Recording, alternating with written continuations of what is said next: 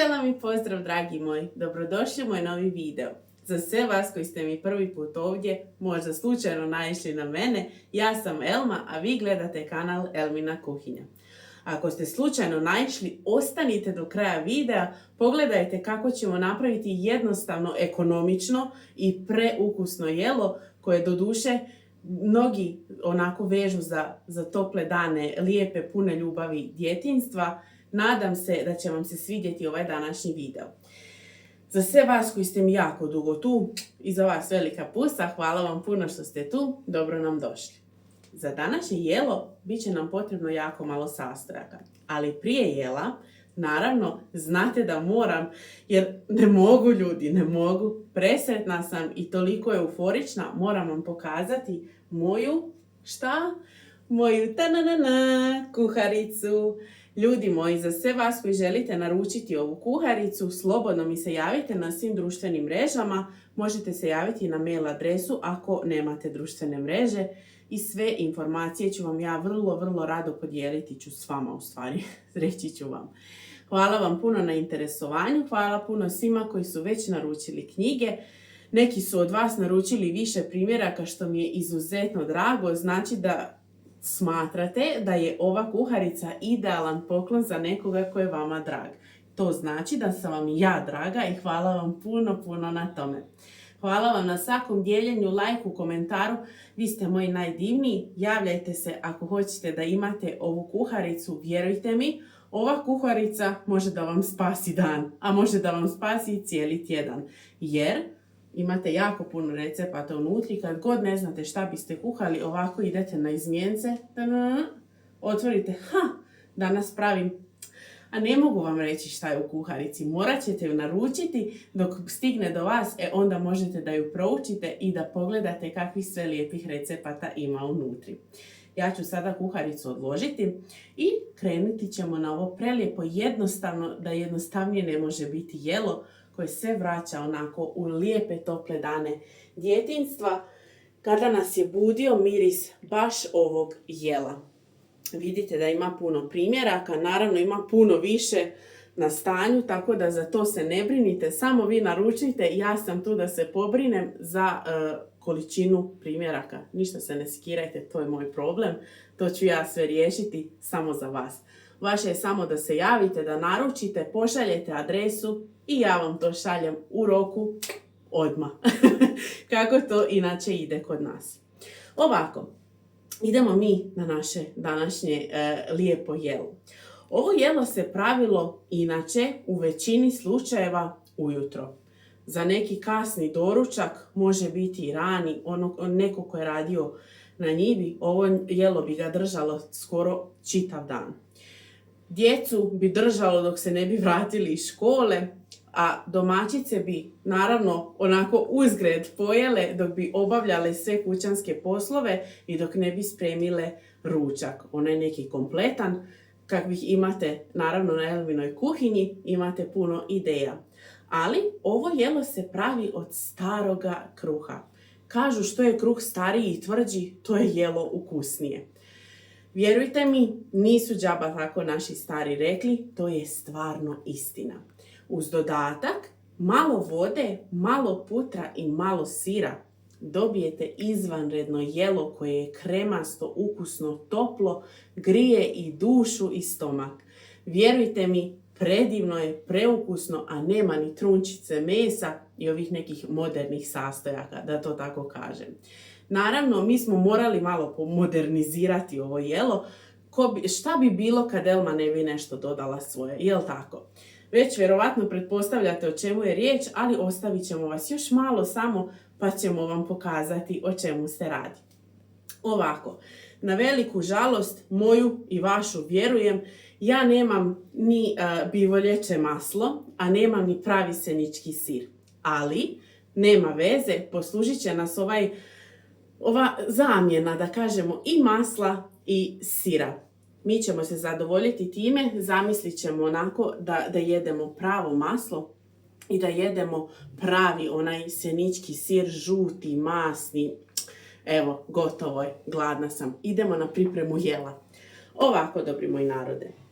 Ja sam ovdje pripremila šerpu u koju sam stavila vode i u tu šerpu ću dodati maslac. Opet kažem, nije pravo bivoljeće maslo, ali zadovoljit ćemo se time. Šta da radimo? Takav nam je horoskop, što kažu.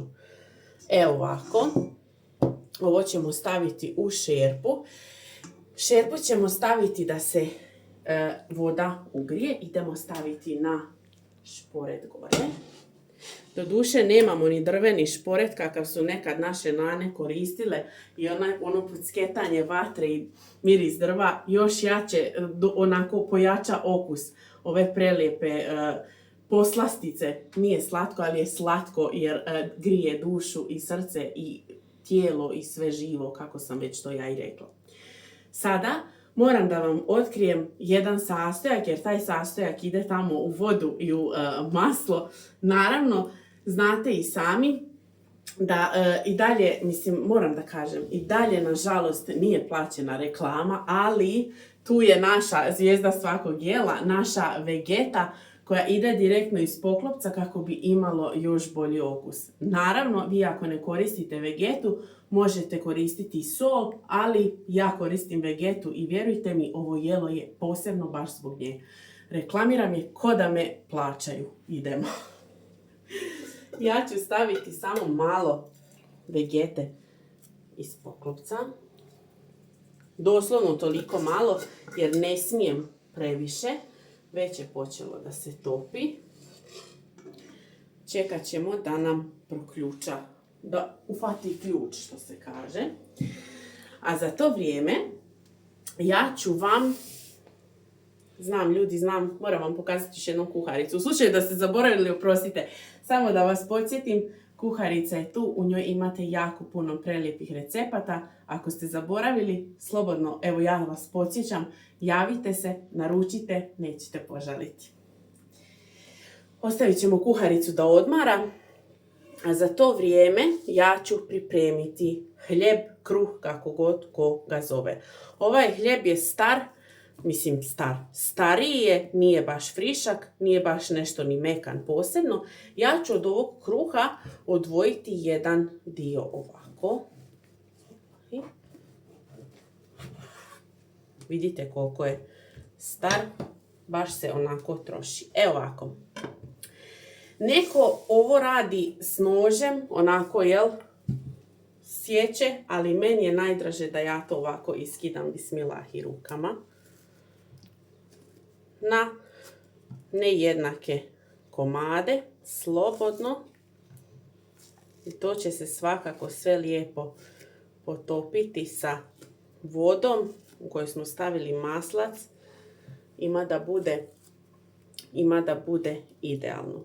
Inače, ovo jelo sam naučila da pravim, šta mislite od koga? Nije ni od majke, nije ni od nane, a nije ni od bake. Ovo jelo me naučio da pravim babu. Naš babo kamerman. Ovo je jelo babinog djetinjstva. Babo je često jeo poparu dok je bio mali. Svi znate ko nas duže prati iz kojeg razloga i kako je babin život bio sve samo ne lagan. Ali babo uvijek kaže, alhamdulillah što sam imao takav život. Alhamdulillah. Tako je. Pozdrav za sve gledalce. Zato što nikada onda kasnije nije dozvolio da ni brat ni ja osjetimo tu gorčinu, gorču malo stranu života. Čujete? Počelo je. Idemo da vidimo, samo malo da pomiješamo. Evo vidite i sami, voda dobije onako posebnu jednu boju od Vegete i od maslaca. Samo ćemo malo ostaviti, neka se još skrčka. Ja ću ovo ostaviti tu sa strane. U slučaju, ovako, ovo je jelo koje morate da pravite, hajde da kažemo, od oka. Mi domaćice sada, koje smo ove moderne domaćice, imamo i vage i razne neke mjerila, neka da kažem.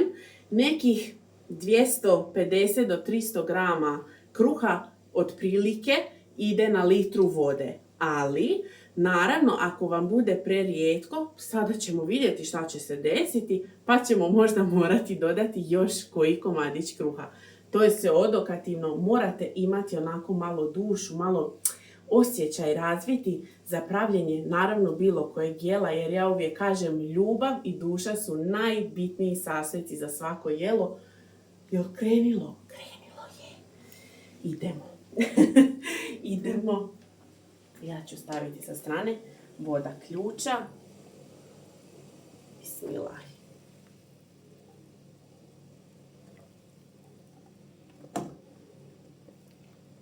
Evo ovako. Lijepo istresemo unutri. Ovo jelo inače može i sa mlijekom da se pravi. Tako je. Ali ovo je prava, jel babo? Ovo je prava popara mog djetinjstva i sigurno znaju mnogi ljudi da je to onaj ko je blizu mojih godina ili je stariji malo zna o čemu pričam. Ova mladež sad više nije njima to zanimljivo. Nije nam zanimljivo, baš. Oni kažu napoj za krave da je to. Bože me oprosti. Subhanallah. Sada, izvini sine što sam se ubacio. Ništa, babo moj. Ja sam sklonila poparu sa šporeta. Moramo dati kruhu priliku da upije vodu. Vidite da je već počeo i da voda lagano nestaje. Evo ovako, prije nego što voda skroz nestane, ja ću dodati sira, tvrdi kravlji slani sir, bismillahi, koji je idealan za poparu. Doduše, babo je rekao da se popara nekad nije pravila baš ni sa sirom, kad nemaš sira dobro i bez. Baš.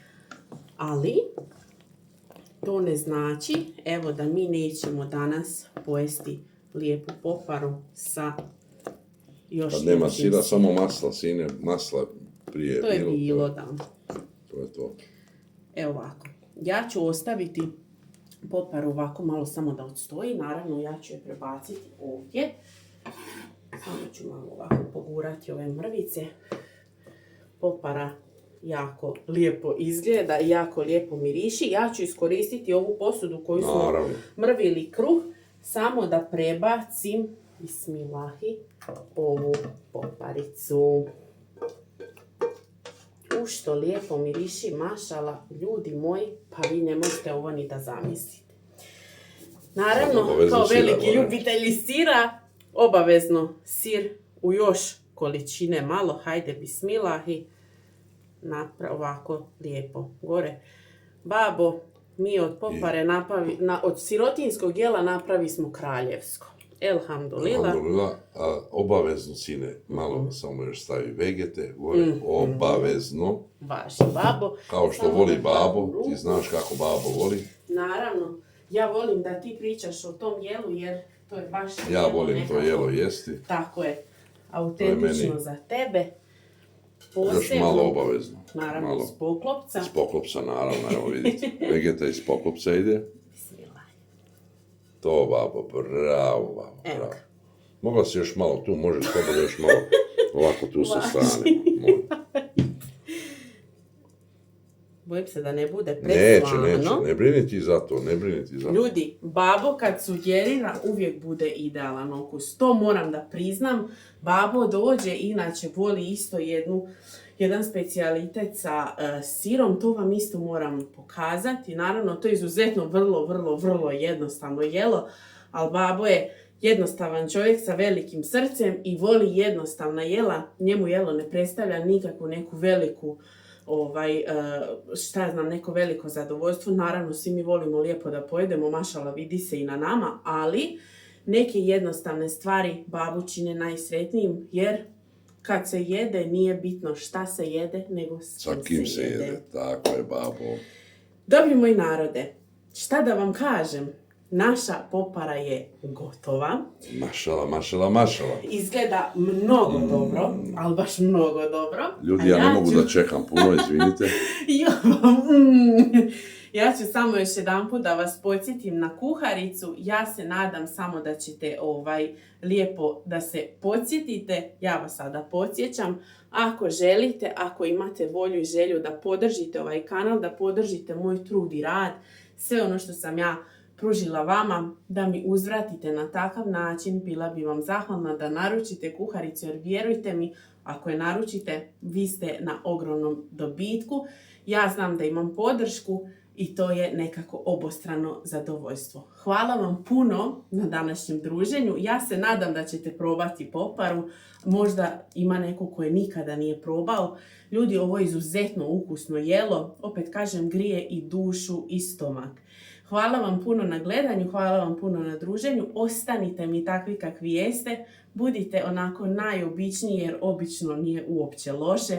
Obično je posebno, jer u današnjem svijetu glamura i blještavila nekako je najbitnije ostati običan i dosljedan samog sebe. Hvala vam puno na pozornosti.